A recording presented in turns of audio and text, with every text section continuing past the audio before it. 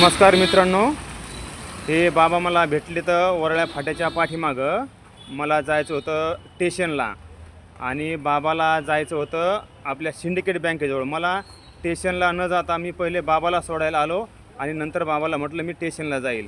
बघा, ह्या वयात पण बाबा खूप कष्ट आणि मेहनत आणि इमानदारीनं काम करत आहेत. बाबा, गाव कुठलं तुमचं? गाव कुठलं आहे? गाव नाव गाव गाव गाव तुळजापूरच्या खाली. तुळजापूर का? हां. तुळजापूर, लोणावळा, खंडाळा. हा का? आणि हे कामाला आहेत वरळ्यामध्ये. तुम्ही दररोज चालत येता का एवढ्या लांब? चालत चालत जाता? चालत येता? अरे बापरे मित्रांनो, वरळ्या गावामधून ते सिंडिकेट बँकेपर्यंत बाबा हे चालत येत असतात. दररोज जातात आणि दररोज येतात. जवळपास 1 किलोमीटर अंदाजे सांगतो मित्रांनो, 5 किलोमीटर असेल.